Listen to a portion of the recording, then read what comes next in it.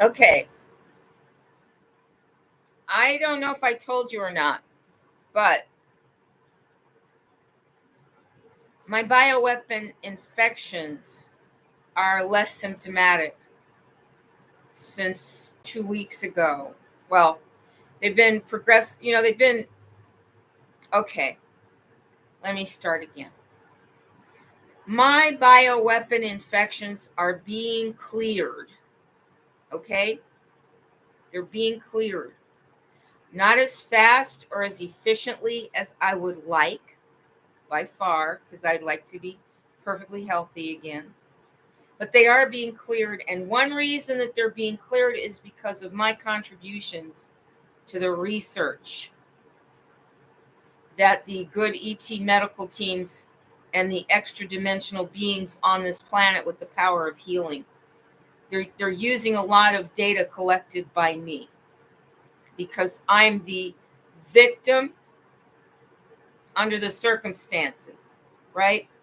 Now, these weapons were designed by human scientists in some cases, but I honestly believe, because of the interdimensional nature of these diseases, that they are also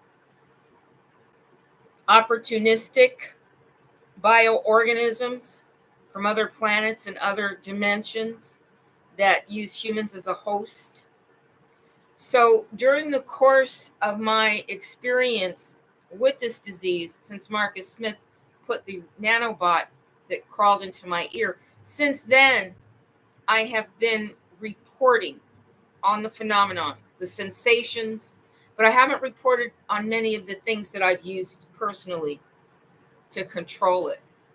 But I know that the advanced intelligences are aware of everything, because a lot of the things are things that they actually ended up suggesting to me using, codes in cyberspace, making sure that I saw something and use my own understanding of science and medicine and biology in my own body to make sense of how I might use that substance to help abate the symptoms of this disease.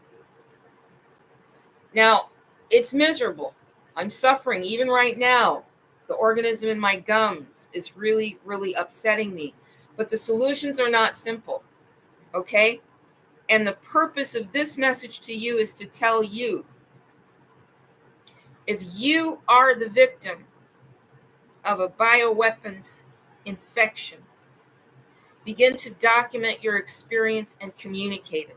You don't have to communicate it in cyberspace necessarily. You don't have to go on YouTube or Twitter if you don't want to, but you are certainly welcome to, and I would actually recommend it, because if you look at social media as something that's semi-permanent, a document of live human earth culture, and everyone else participating in it. You see, because you don't have to show your body, you can essentially be any species in any time, in any reality, contributing to the social media stream that runs through this space and time.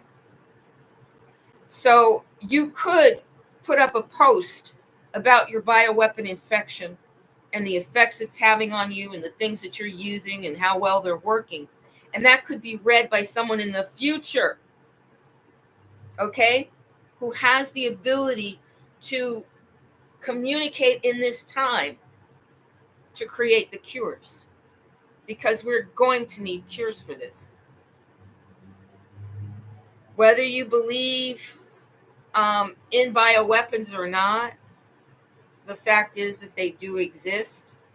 Whether you believe in intelligent bioweapons or not, the truth is they do exist.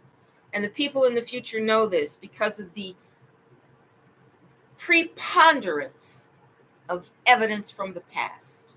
In fact, I suggested before that perhaps one of the reasons why some of the advanced time traveling entities who've come back here to collect DNA, perhaps are collecting DNA because this is when bioweapons first started to destroy humanity, and it caught up with them. So they might be coming here to just nip it in the bud. with people like me? I sure hope so, because I am experiencing advancing levels of relief from the infections of intelligent, living, multi-dimensional bioweapons that have been deployed inside of me, that have created their own circulatory, respiratory system, that have created their own pathways of traveling through my body, their own neurological system. That if I touch you here, I feel you there. That I can feel you jumping in my hip. If I'm picking at my teeth.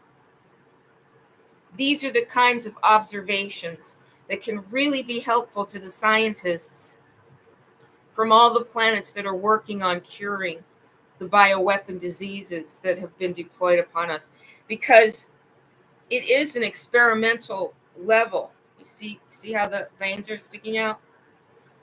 It is an experimental disease, because although these creatures may have existed in other dimensions and may have had different hosts, this is their first time here and now. So you would be helping yourself and me and all of the scientific community if you were to keep track of things like, how did you get the infection? When did you first notice it? What were the symptoms? And not just your physical symptoms, but your psychological and your socio-emotional reactions, right? Because we all know that when we went to the doctor and said we've got Morgellons, what did the doctors do? Well, my doctors provided me with the latest opioids because they thought I was a pill-popping, hophead. And they were more than willing to use their pharmacology to give me prescriptions for whatever the opioid was. It wasn't fentanyl back then. It was OxyContin. That's when they were all pushing OxyContin. And I got so many prescriptions for OxyContin when I was trying to get the Morgellons treated, because the doctors had been advised to tell every Morgellons sufferer that they were suffering from a parasitic delusion. They had delusions that parasites were in their bodies. So you want to go back that far if that's how far it goes for you. Now, if you got dental procedures and now you're noticing pressure in your teeth, or you notice that you eat food and the food disappears between your teeth, and when you try to get the food out of your teeth, something seems to be fighting with you for that morsel, then you've got a bioweapon in your teeth, like the one that I do. You see? And I've explained it before, so I won't gross you out by explaining it again. I'm just going to ask you once again to notice your symptoms and take yourself seriously. And if you found a cure, like I remember back when Morgellons first started, one of the guys who was actually telling people, how to get better, he said these were electromagnetic. That's why I carry around this bag of shungite and magnets as much as I can. I wear it on me as much as I can. And because I listened to him back when we were all considered nuts, he got on YouTube, and I found him on YouTube, and he was explaining his home remedies. One of the things I learned from him was the electromagnetic quality. So when the thing came into my ear, one of the first weapons I used on it was one of my magnets. And boy, did it get mad. It was short-circuiting. It was making it hard for the human operator of the nanobot to operate the machinery. When I changed the electromagnetic, well, I didn't change the electro, but when I changed the magnetic measurement of my human body.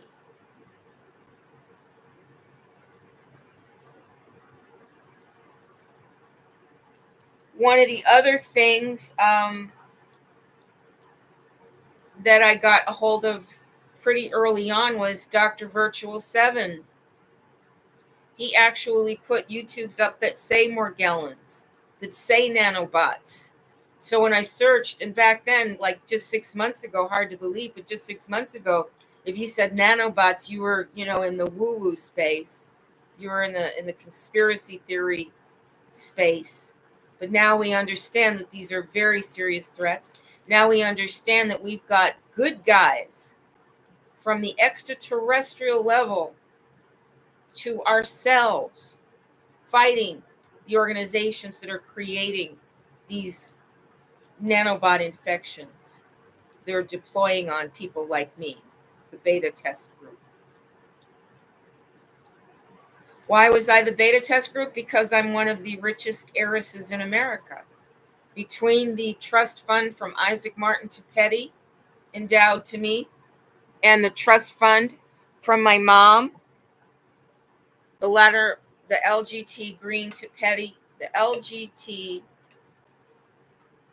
Trust Fund, a living trust left to me by my mother. Between the money and property in those, I am a billionaireess. Okay? And since Andre has had control for 10 years of my mother's estate, I can only imagine how much it's worth. I'm sure it's in the billions. And when I finish prosecuting him in court, I'll get all of his inheritances as well. And I also get to sue the other people that conspired in my family to rob me of my trust. And that's just on my mother's side. On my father's side, I have a whole bunch of other thieves that have put leases on my land, that have not had the courage to join me in my attempts to get the title, because they don't want to be killed by the Europeans that want the land, that tried to ambush me. So if you think that extraterrestrial advanced societies want to deal with this kind of mess, you would be wrong. Nobody wants to live in a society where your trusts get stolen, where your inheritances get robbed, and all the powers that be just say, well, your next stop is a concentration camp. You see, nobody wants to live with people like that. So when you hear people like that saying, the ETs say we are not technologically advanced enough to join them, they mean spiritual technology. They mean that those people have not attained the spiritual character to be allowed to carry on, that they have displayed destructive behaviors, destructive inclinations, and a sense of exclusivity and entitlement. And these just don't work in advanced cultures and advanced societies. And it's just a matter of common sense, okay? In this world that we're living in, the more diabolical you are, the more rewards you got, right? If you are the brother of people that are deemed handicapped and unable to make an income in this society, and you rob that person of their inheritance and their way to survive in old age, and pretty much leave that person with a death sentence, well, you're going to be adored and admired in this society, right? I mean, Northwestern University, you can see their flag back there. And behind that lamp is the Wildcats flag underneath that pink scarf. But Northwestern University actually accepted gifts, I think, from Andre to Petty after they knew that I had been robbed. Not a single person with power and influence stood up for me. Not a single one. And I broadcasted, I emailed, I called, tried to hire lawyers, wrote courts that were suing me over the assets. I did everything a person could do. I availed myself of everything possible. And the big resounding answer that came back from the society is this is the way we've planned it. We don't plan for you to have a way to economically survive. And that's how we planned it. And I think that's immoral and that's wrong. And I just don't see how life, sentient life, cannot advance if people don't have morals. And I mean good morals. And I mean universally acceptable good morals. I mean, we just know the 10 Commandments didn't have as much to do with religion as they had to do with common sense, right? If I love my husband and you seduce my husband and divide his loyalties and put yourself on his mind instead of me, then I'm going to have an issue with you. It's just human nature. It's even the nature of animals that other animals that are not as intelligent as we are supposed to be. If I have an inheritance coming to me and you steal it and rob it, well, that's war to me, isn't it? I'm not happy if you're robbing me. So when Moses comes down with the New Testament, with the 10 Commandments, they're all just common sense, aren't they? Honor your mother and your father, because guess what? When you're born, you do not know how anything works. And if your parents are happy and healthy, they will teach you how things work. And they will make sure that you know how to navigate in the world when you become an adult. So do you honor them? Yes. You honor them when you're young, but you also honor them when they become too old to manage themselves, or your family wealth becomes so you become so prosperous that you need a whole team, right? And your team has to have some sense of hierarchy, some sense of direction, and that's where your elders come in. That's where the experience of wise elders come in. So the idea of honoring your mother and your father are just ways to create sound and stable families, right? Just like the prohibition against adultery is, right? And fornication, why might morality be against fornication? Well, the spreading of diseases, okay, is just one reason. Illegitimate, unwanted children is another reason. And a lack of mental discipline that keeps you from living in the lust mentality, right? I mean, if you're always giving into lust, then you're never using your kundalini energy in your brain or in your consciousness. And your passion has other places that it can fuel. There are other parts of you that are fueled by your kundalini passion. But if you're always spending your passion in lust, then you never find out, do you? So just in terms of the development of human consciousness, you don't want to be fornicating, but it also leads to jealousy among people that love you enough to feel a sense of possession about you. And some people might say, well, in advanced civilizations, we don't have those feelings of possessiveness. We have more, of a sense of personal security. We don't need to get our security from. I say bull. I call bull on that. Everybody wants the security of knowing you're my guy, you're my girl. Why else would we have love as a feeling? Why else would love be the way it is if love wasn't supposed to have a sense of devotion mixed in with it? If love is promiscuous,